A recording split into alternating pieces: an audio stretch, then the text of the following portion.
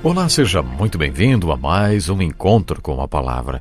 Que bom estarmos aqui para juntos estudarmos um pouco mais da Bíblia. Eu estou muito alegre porque você está conosco hoje e também estou orando para que este tempo seja de grande valor para a sua vida. Acompanhe comigo a leitura da Palavra de Deus. Diz assim: Bem-aventurados serão vocês quando por minha causa os insultarem, os perseguirem e levantarem todo tipo de calúnia contra vocês. Alegrem-se e regozijem-se, porque grande é a sua recompensa nos céus, pois da mesma forma perseguiram os profetas que viveram antes de vocês. Vocês são o sal da terra, mas se o sal perder o seu sabor, como restaurá-lo?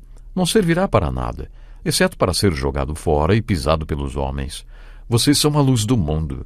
Não se pode esconder uma cidade construída sobre um monte. E também ninguém acende uma candeia e a coloca debaixo de uma vasilha. Ao contrário, coloca-a no lugar apropriado e assim ilumina todos os que estão na casa.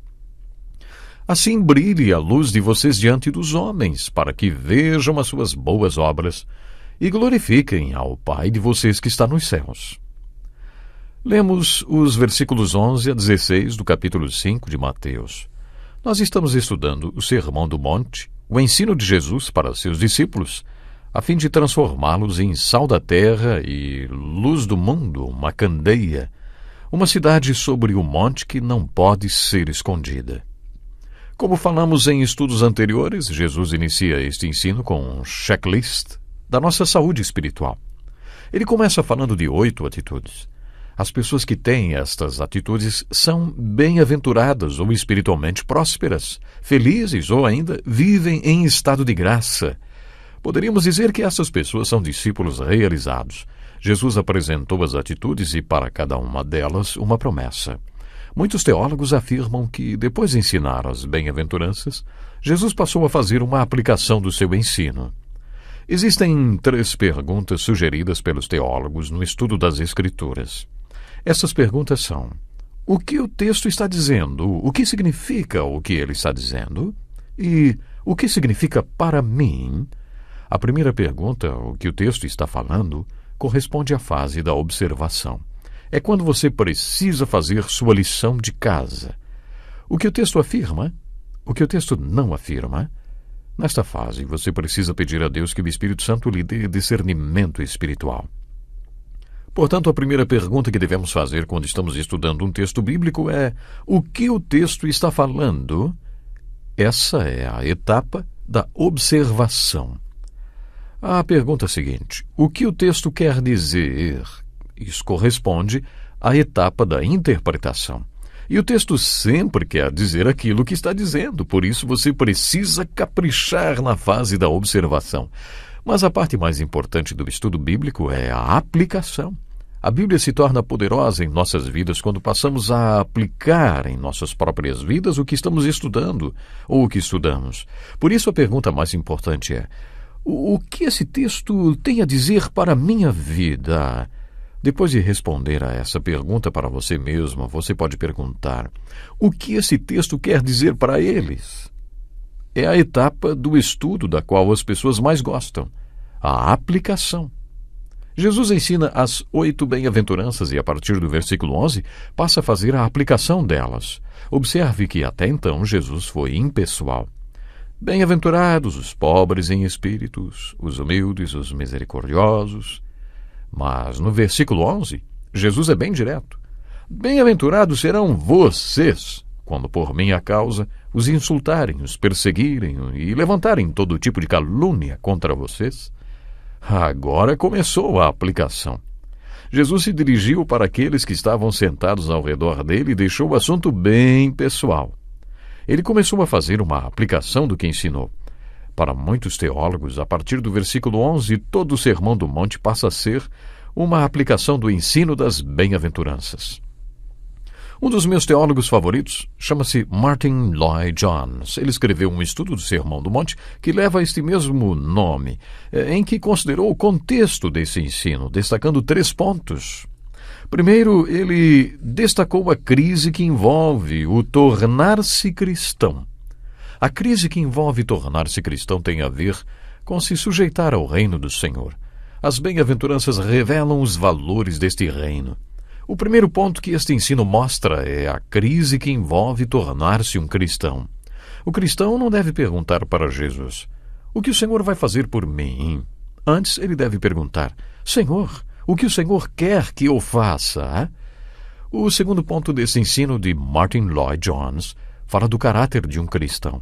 Jesus é muito prático e mostrou que o povo lá embaixo, com todos os seus problemas, não precisa de discurso religioso nem de teologia.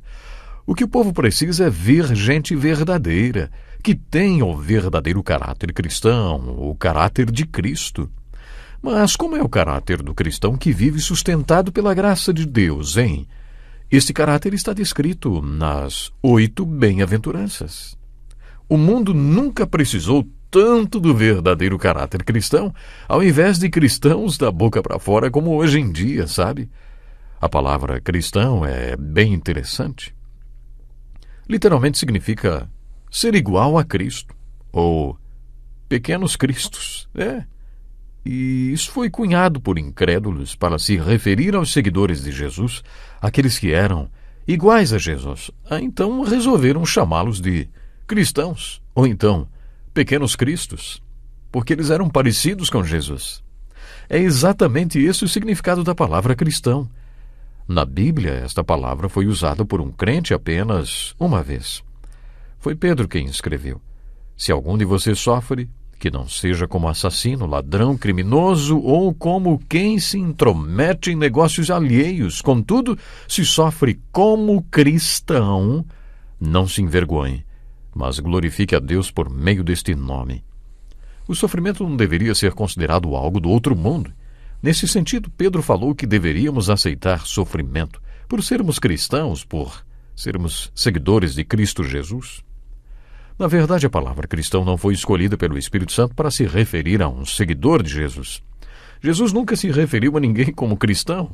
O apóstolo Paulo jamais chamou alguém de cristão. Jesus usou palavras como servo, filhinho, e sua palavra preferida era discípulo. Essa palavra tem um significado interessante porque se refere a um aprendiz que aprende enquanto pratica.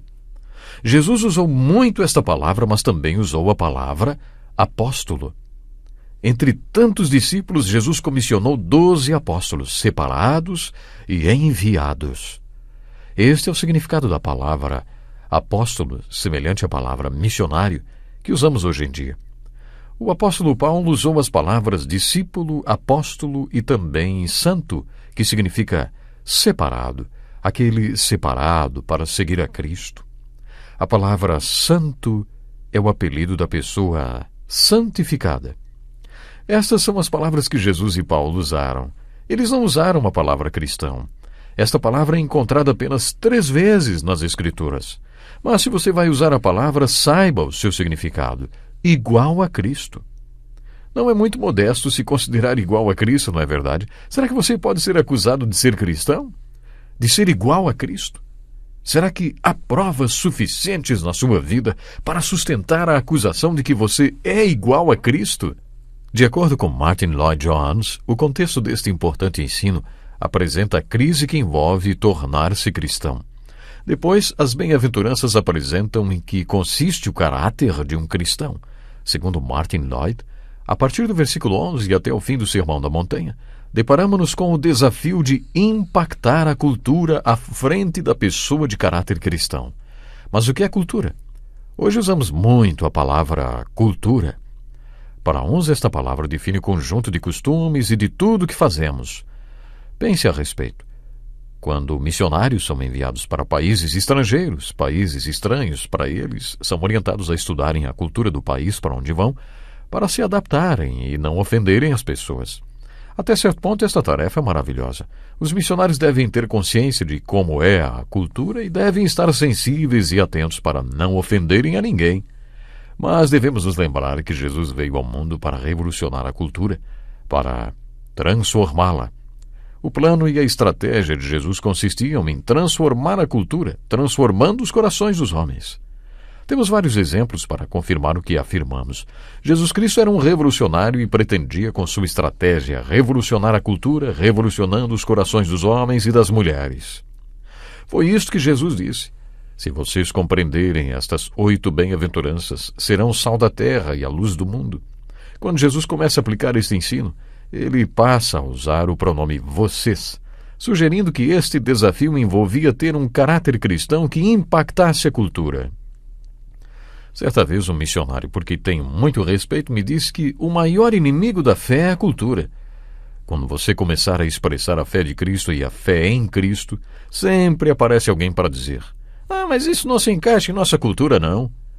Precisamos realmente ser sensíveis à cultura, mas, ao mesmo tempo, precisamos nos lembrar que, de várias maneiras, o cristianismo deve estar revolucionando a cultura.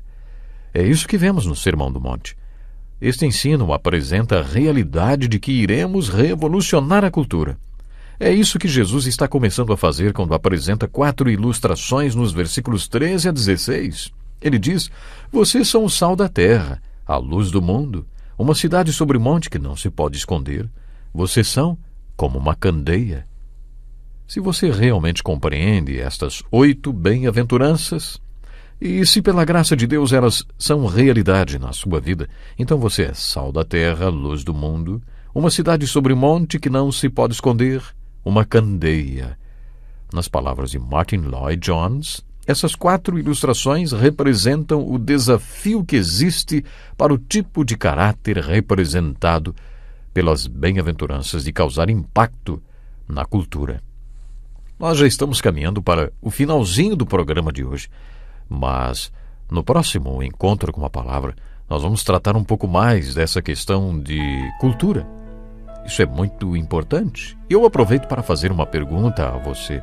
Que tipo de impacto você, meu ouvinte, está causando nas pessoas que estão à sua volta, hein? As pessoas à sua volta olham para você e conseguem enxergar um cristão? Alguém realmente muito parecido com Jesus? Olha que ser chamado de cristão é algo muito sério. Portanto, se você é um cristão, deve ser bem parecido com Jesus Cristo. Pense nisso e até o próximo programa. Este é um estudo escrito pelo Dr. Dick Woodward, na voz do pastor Edson Bruno. Até o nosso próximo Encontro com a Palavra.